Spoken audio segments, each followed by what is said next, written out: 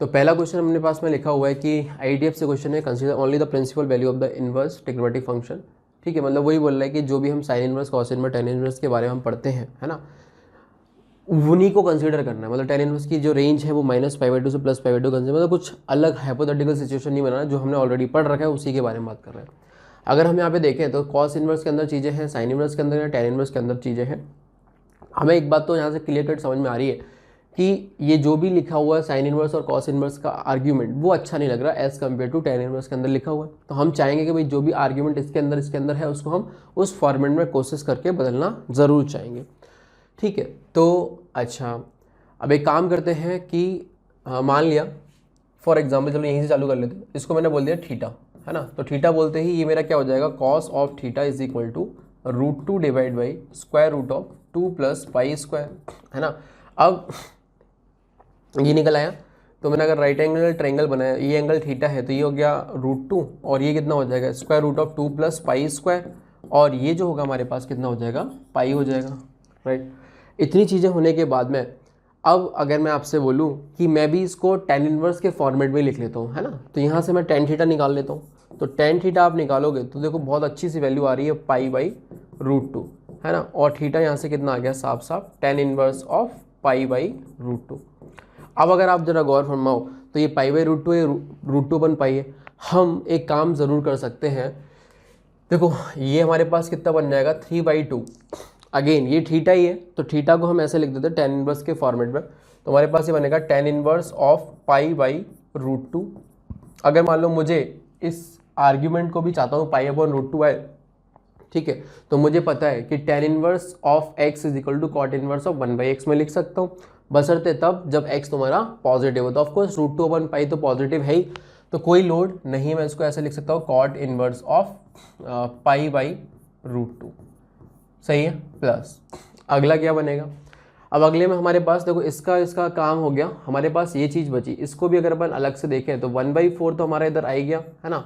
अच्छा, sine inverse के अंदर में जो चीज़ें लिखी हुई हैं, अब देखो हमारी ना जो भी आर्ग्यूमेंट है इधर वाले में वो π/√2 आ चुका है।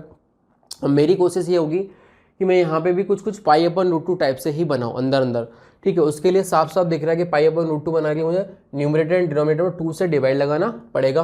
तो 2 से डिवाइड जब आप लगाओगे, ठीक है, तो ये बन जाएगा 2 √2/2 1/√2, तो ये आ गया π/√2, सही है, π/√2 ये आ गया, और अंदर क्या बन गया, 1 + π²/2, या मैं ऐसा बोल दूँ कि π/√2 का होल स्क्वायर, बोलो चलेगा।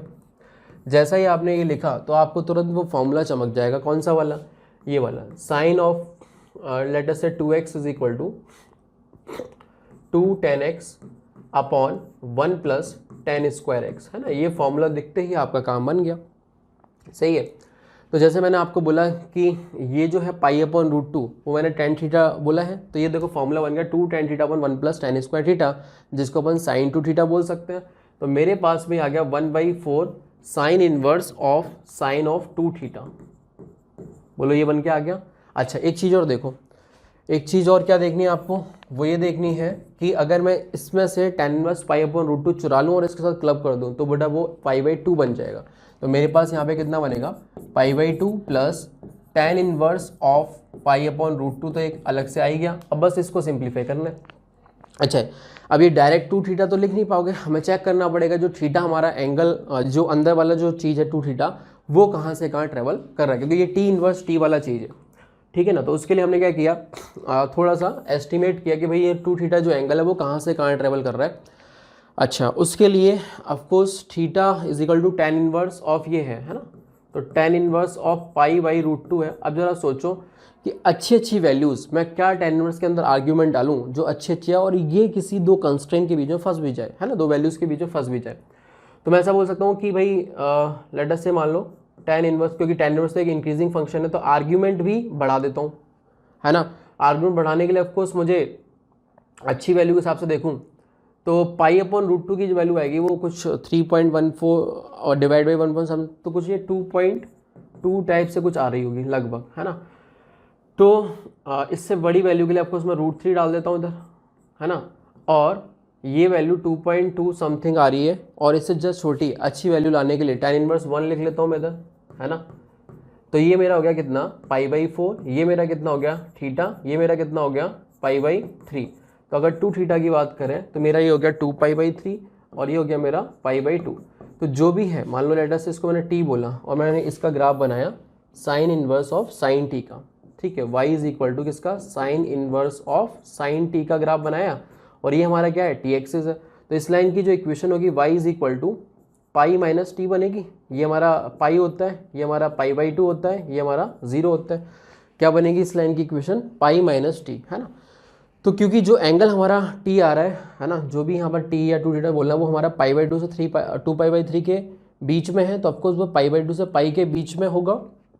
तो ये लाइन डोमिनेट करेगी और इस वजह से हम यहाँ पे लिख सकते हैं कितना, π/2 तो ये हो ही गया, प्लस tan इनवर्स ऑफ π/√2 तो हमारा ये हो ही गया, प्लस 1/4 हमारा इधर अगेन वो कितना आएगा पाई माइनस टी, और टी की जगह आप लिख सकते हो 2 थीटा, और थीटा कितना है tan इनवर्स ऑफ π/√2, ठीक है। तो आप देख सकते हो जब इससे मल्टीप्लाई होगा तो tan इनवर्स ऑफ π/√2 और हमारा अच्छा एक यहाँ पे 1/2 छूट गया तो 1/2 भी आ जाएगा, तो ये चीज़ इससे कैंसिल हो जाएगी एंड π/4 ये आएगा अपने पास π/2 प्लस π/4 जो कि मिलके बनेगा कितना 3π/4, ठीक है। तो इसका आंसर ऑफकोर्स राउंड ऑफ करके आपको फिल करना था, तो 3π/4 का जो भी राउंड ऑफ करके आंसर आएगा वो आप फिल कर सकते थे। हालांकि अगर अपन वैसे देखें तो ये अपना आंसर बनेगा।